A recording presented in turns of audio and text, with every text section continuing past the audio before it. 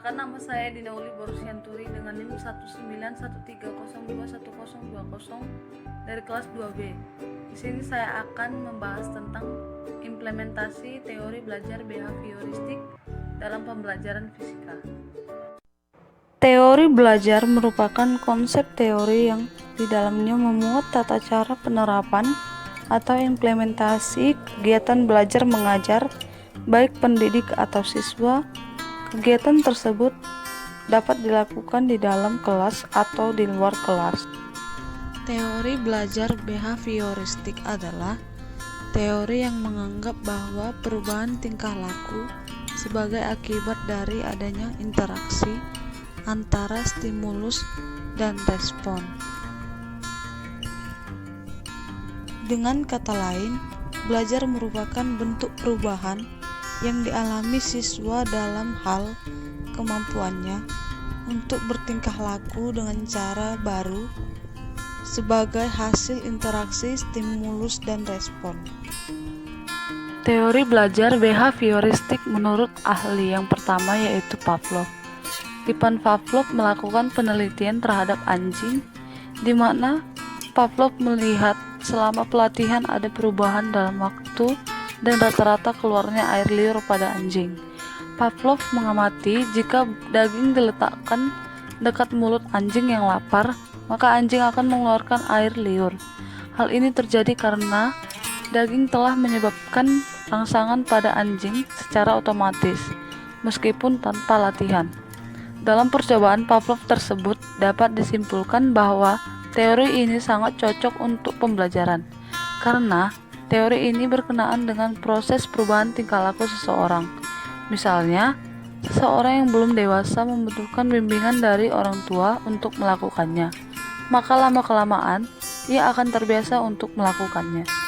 Teori belajar behavioristik yang kedua dikemukakan oleh Thorndike, yang mana ia mengemukakan bahwa belajar adalah proses interaksi antara stimulus dan respon. Ia melakukan percobaan dengan mengamati tingkah laku kucing yang dimasukkan ke sebuah tempat transparan dan dipancing untuk keluar dengan menghadapkannya pada makanan yang berada di luar tempat transparan tersebut.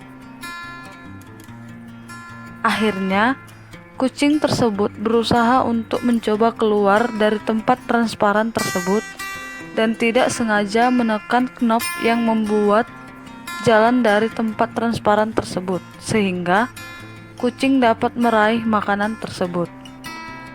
Berdasarkan percobaan yang dilakukan oleh Thorndike tersebut, belajar dapat dilakukan dengan mencoba-coba. Maksudnya, seseorang yang ingin belajar akan terus berusaha dan mencoba segala cara untuk mendapatkan hasil yang maksimal. Ia akan terus mencoba-coba. Jika satu cara yang digunakan tidak berhasil atau gagal, maka ia akan meninggalkan cara tersebut dan akan mencari cara yang baru.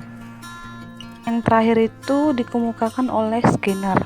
Dalam sebuah laboratorium, Skinner memasukkan tikus yang lapar ke dalam kotak yang disebut Skinner box, yang sudah dilengkapi dengan berbagai peralatan, yaitu tombol, alat pemberi makanan, penampung makanan, lampu yang dapat diatur nyalakan, dan lantai yang dapat dialiri listrik. Karena dorongan lapar, tikus berusaha keluar untuk mencari makanan.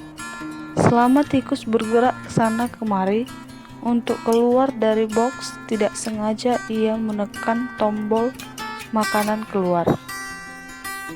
Secara terjadwal, diberikan makanan secara bertahap sesuai peningkatan perilaku yang ditunjukkan si tikus. Proses ini disebut shaping. Dalam teori belajar Skinner ini, seseorang yang sudah melakukan kebiasaan yang sering dilakukannya akan sangat sulit diubah. Maka kebiasaan tersebut akan terus dilakukannya karena teori Skinner ini lebih cenderung kepada penguatan negatif, yang mana seseorang yang melakukan kesalahan akan terus melakukan kesalahan tersebut dan tidak akan memperbaiki kesalahannya. Implementasi teori belajar behavioristik dalam pembelajaran fisika. Penerapan teori belajar behavioristik dalam kegiatan pembelajaran yaitu karena memandang pengetahuan adalah objektif, pasti dan tetap, dan tidak berubah. Pengetahuan disusun dengan rapi sehingga belajar adalah perolehan pengetahuan, sedangkan mengajar adalah memindahkan pengetahuan kepada orang yang belajar.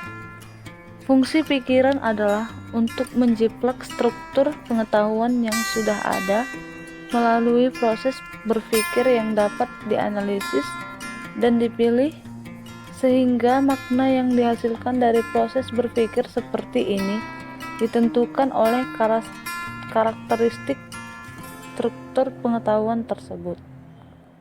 Mata pelajaran fisika kurang diminati oleh sebagian siswa SMA karena dianggap pelajaran yang sulit, banyak rumus-rumus dalam pengerjaannya, dan tidak jarang guru yang mengajar fisika dianggap sebagai guru killer, sehingga membuat fisika sebagai pelajaran yang minim peminatnya. Dalam menyampaikan materi fisika, tidak jarang guru hanya menggunakan metode ceramah saja, sehingga aktivitas belajar siswa selama di kelas hanya mendengarkan penjelasan dari guru sebagai narasumber. Situasi semacam ini menyebabkan kurangnya partisipasi siswa untuk mengemukakan gagasan tentang apa yang telah dipelajari ataupun hanya sekedar bertanya tentang materi yang belum dapat dipahami.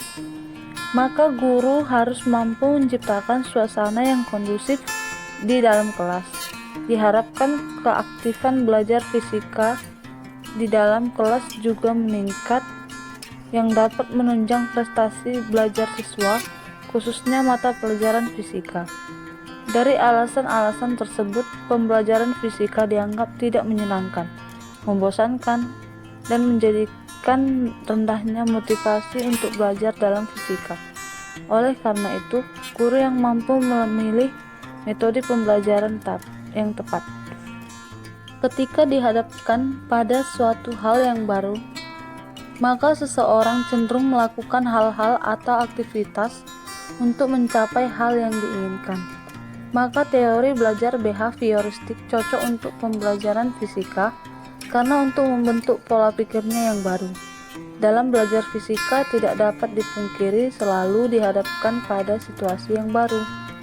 Maka dari itu, dalam pembelajaran fisika, ketika siswa dihadapkan pada situasi yang baru, yang dalam hal ini sebagai persoalan fisika, maka siswa tersebut akan mencari hal-hal yang dianggap sebagai solusi, sehingga dimanfaatkan jangka panjang yang diperoleh oleh siswa setelah belajar fisika dengan teori behavioristik. Kemampuan seorang siswa dalam menghadapi hal-hal yang baru di lingkungan ini akan berdampak positif dalam beradaptasi dengan lingkungan masyarakat nantinya lebih kompleks. Implementasi teori belajar behavioristik pada pembelajaran harus fleksibel. Penggunaan teori behavioristik bergantung pada kondisi-kondisi tertentu. Hal ini karena teori belajar behavioristik menganggap perubahan perilaku sebagai hasil belajar, sedangkan manusia melakukan belajar tidak hanya sekedar melakukan perubahan perilaku, melainkan pikiran dan pemahamannya juga berubah. Kegiatan belajar juga dapat dilakukan di mana saja dan kapan saja. Pavlov mengungkapkan adanya rangsangan yang menyenangkan akan direspon dan akan diulang. Sebagai contoh, guru yang memberikan senyuman dan apresiasi kepada siswa yang mengerjakan PR atau pekerjaan rumah, maka siswa tersebut akan mengulang untuk mengerjakan setiap soal diberikan PR. Penerapan teori Thorndike tentang adanya perilaku yang muncul akibat lingkungan akan meningkat jika diberi rangsangan yang disertai reinforcement. Sebagai contoh, seorang guru memberikan apresiasi dan selamat kepada siswa yang mampu menjawab pertanyaan, maka siswa tersebut akan merasa aktif untuk berusaha menjawab setiap diadakan kegiatan tanya jawab.